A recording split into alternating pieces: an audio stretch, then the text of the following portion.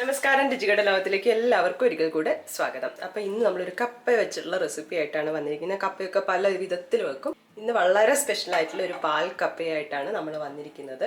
നമുക്ക് ചിക്കൻ്റെ കൂടെ ആയാലും മീനിൻ്റെ കൂടെ ആയാലും എങ്ങനെ വേണമെങ്കിലും കഴിക്കാം, അല്ലെങ്കിൽ ഇത് ഒറ്റയ്ക്ക് കഴിക്കാനും നല്ല ടേസ്റ്റാണ്. അപ്പോൾ നമുക്ക് നോക്കാം എങ്ങനെയാണ് ഈ ഒരു പാൽ കപ്പ ഉണ്ടാക്കുന്നതെന്ന്.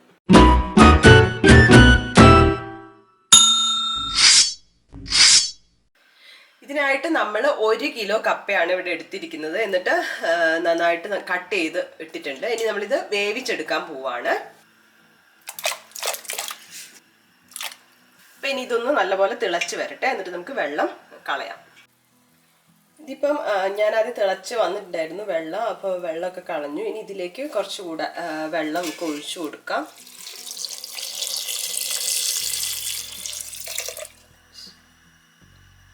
നമ്മൾ ഇതിലേക്ക് കുറച്ച് ഉപ്പ് കൂടെ ചേർത്ത് കൊടുക്കുന്നുണ്ട്. അപ്പോൾ ഇതൊന്ന് പകുതിയിൽ കൂടുതൽ വെന്ത് വരണം. അപ്പം കപ്പ ഏതാണ്ട് വെന്തിട്ടുണ്ട്, നല്ലപോലെ ഉടഞ്ഞിട്ടില്ല. ഇനി നമ്മൾ ഈ ഒരു പാകത്തിനായാൽ മതി. ഇപ്പം ഇനി വെള്ളമെല്ലാം നമുക്ക് കളയാം കേട്ടോ.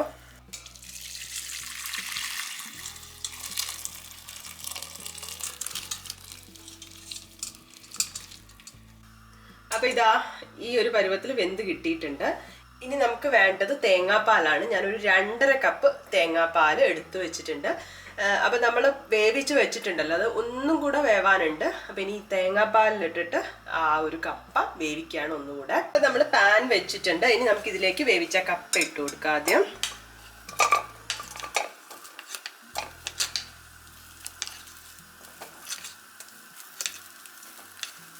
ഇതിലേക്ക് ഇനി നമ്മൾ എടുത്തു വെച്ച തേങ്ങാപ്പാൽ ഉണ്ടല്ലോ, 2.5 കപ്പ് തേങ്ങാപ്പാൽ ഒഴിച്ചു കൊടുക്കാം.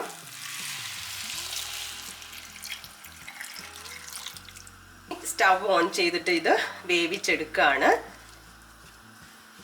ഇതിലേക്ക് ഇനി കുറച്ച് ഉപ്പിടുകയാണ്, വളരെ കുറച്ച്. കാരണം കപ്പയിൽ നമ്മൾ ഓൾറെഡി ഇട്ടിട്ടാണല്ലോ വേവിച്ചത്. അപ്പം കുറച്ച് മാത്രം ഇട്ടാൽ മതി. എന്നിട്ട് പിന്നെ വേണമെങ്കിൽ നോക്കിയിട്ട് ഇട്ട് കൊടുക്കാം. ഉപ്പിട്ടെന്ന് വിചാരിച്ച് തേങ്ങാപ്പാൽ പിരിഞ്ഞൊന്നും പോവില്ല, കാരണം നമ്മൾ 2ാം പാലാണ് എടുത്തത്. 2ാം പാൽ എന്ന് പറഞ്ഞാൽ ഞാൻ ഒരു തേങ്ങ എടുത്തിട്ട് അതിലേക്ക് 1 കപ്പ് 1.5 കപ്പ് വെള്ളം ഒഴിച്ച് ആണ് പാല് പിഴിഞ്ഞെടുത്തത്. മിക്സിയിലിട്ടിട്ട് അങ്ങനെ അടിച്ചങ്ങ് പിഴിഞ്ഞെടുത്തതാണ്. പിന്നെ വേണ്ട ബാക്കി വെള്ളം കൂടെ ചേർത്ത് അപ്പം ടോട്ടൽ ഒരു 2.5 കപ്പ് വെള്ളമുണ്ട്. അപ്പോൾ ഇനി ഇത് ഒന്ന് തിളയൊക്കെ വന്ന് ഇതൊന്ന് ചെറുതായിട്ട് ഉടച്ചു കൊടുക്കും. അപ്പോൾ ഒന്ന് തിളയൊക്കെ വന്നിട്ട് തുടങ്ങട്ടെ.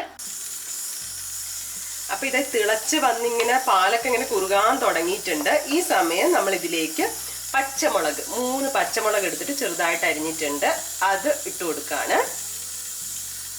ഇനി നമുക്കിത് ചെറുതായിട്ടൊന്ന് ഉടച്ചു കൊടുക്കാം. ഒരുപാട് എല്ലാം ഇങ്ങനെ ഉടയ്ക്കൊന്നും വേണ്ട, കുറച്ച് ഇങ്ങനെ കഴിക്കാനും വേണം, കുറച്ചിങ്ങനെ ഉടച്ചിട്ടും വേണം. അതുപോലെ ഉടച്ചു കൊടുക്കാം.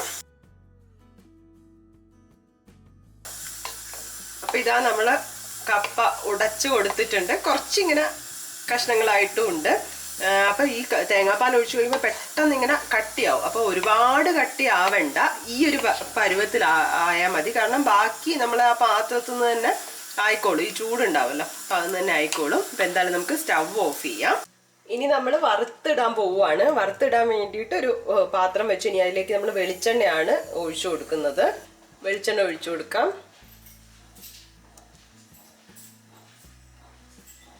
കടുകിട്ട് കൊടുക്കാം.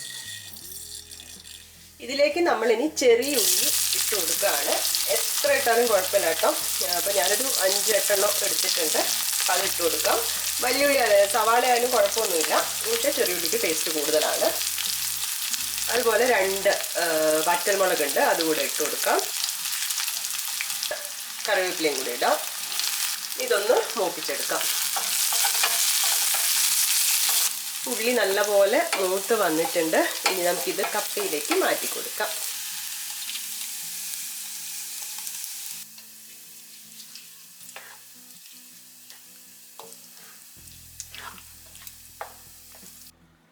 അങ്ങനെ നമ്മുടെ പാൽക്കപ്പ ഇവിടെ റെഡി ആയിട്ടുണ്ട്.